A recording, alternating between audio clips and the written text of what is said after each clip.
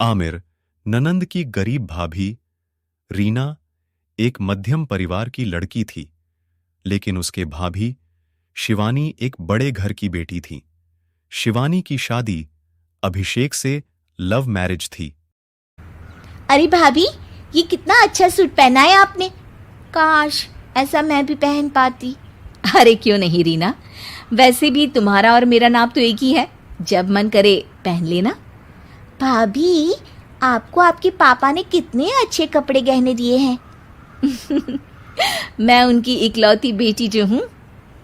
बेटी तो मैं भी इकलौती हूँ, लेकिन क्या करे, पापा है नहीं। पता नहीं कैसे होगी मेरी शादी। तभी वहां शिवानी के सास आ जाती है। अरे क्यों नहीं करेगा भाई तेरी शादी धूमधाम से, आखिर जिम्मेदारी है तो उसकी। और वह दिन भी आ जाता है जब रीना की शादी तय हो जाती है। अभिषेक, क्या हुआ? आप इतने परेशान तो कभी नहीं दिखे। कोई बात है तो बताइए मुझे। अरे शिवानी, वैसे तो शादी का सारा इंतजाम हो गया है, लेकिन गहनों का रेट तो आसमान छू रहा है। कैसे क्या करूं, कुछ समझ में ही नहीं आ रहा। थोड़ी देर में शिवानी आपने पूरी गहने अभिषेक के सामने रख देती है। ये लीजिए, गहनों का इंतजाम भी हो गया। अरे नहीं नहीं शिवानी, मैं ये गहने किसी हालत में भी नहीं ले सकता। ये तुम्हारे पिता ने तुम्हें दिया था, और तुम हो कि। तभी वहां सास आ जाती है। अरे तो क्या हुआ, इसकी तो हो गई ना शादी, अब किसे दिखाने हैं इसने गहने। सास गहना डिब्बा शिवानी के हाथ से लेकर चली जाती है। रीना की शादी धूमधाम से होती है और अब वह बड़े घर की बहू बन जाती है।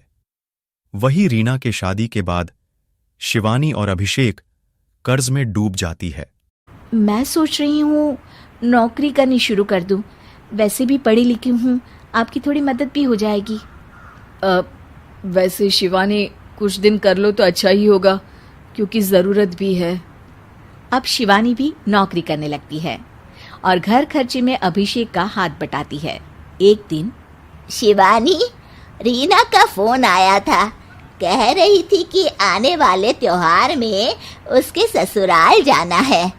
ठीक है माँ। अरे ठीक तो है, लेकिन एक काम कर लेना, उसके सास ससुर से लेकर पूरे खानदान के कपड़े मिठाइयाँ सब ले आना, और हो सके तो रीना के लिए छोटे से कान में पहनने के बूंदे भी। और क्या है ना, शादी में उसे सारी बड़ी बड़ी कान की ज्वेलरी दी थी, घर में पहनने के लिए तो उसके पास कुछ भी नहीं है। शिवानी सोच में पड़ जाती है कि वो क्या करे, क्योंकि कर्जों और घर के खर्चों के बाद तो पैसे बचते ही नहीं थे। शिवानी फिर अपने पिता को फोन करती है और उनसे पैसे मांगती है। देखो शिवानी, मैंने तुम्हें शादी के वक्त ही मना किया था कि ऐसे घर में शादी करनी ही नहीं चाहिए। अरे अभिषेक को शर्म आनी चाहिए जो ससुराल से पैसे मंगवा रहा है। शिवानी को पिता की बात पर गुस्सा आ जाता है। आप मेरे पिताजी हैं और मैं परेशान थी, इसलिए आपसे मदद की उम्मीद की पापा। अभिषेक को तो पता भी नहीं है कि मैंने आपसे पैसे मांगे हैं। शिवानी सोचती है कि वो अभिषेक से बात करे, लेकिन फिर उसे लगता है कि वो टेंशन ले लेगा। तभी शिवानी की नज़र हाथ के कंगन पर पड़ती है। सीधे बाजार जाती है और उसे बेचकर ननद के घर ले जाने का सारा सामान लेकर आती है और सास के सामने रख देती है। हाँ ठीक है, लेकिन फल थोड़े और अच्छी क्वालिटी के होने चाहिए थे। शिवानी कुछ नहीं कहती, वहां से चली जाती है। एक दिन शिवानी, रीना का फोन आया था, बहुत रो रही थी। क्यों माँ, क्या हुआ? सब ठीक तो है ना उसके ससुराल में? अरे तूने तो उसकी नाक ही कटवा दी। अब मैंने क्या कर दिया माँ? कह रही थी कि बड़े घर की बहू है भाभी, जो कपड़े दिए वो ब्रांडेड भी नहीं थे। तू तो जानती है ना उन लोगों का पहनावा कितना अच्छा है। तू तो मेरी बेटी का भला कभी सोचती नहीं। हाय भगवान, अरे बड़े घर की बहू है, इसी बात की जलन है ना तुझे? लेकिन याद रख, मेरी बेटी का सोचने के लिए भगवान है। तुम लोग कभी उसका बुरा नहीं कर पाओगे। अब शिवानी के मन में सवाल था कि क्या ईश्वर सिर्फ रीना के साथ है, उसके साथ नहीं?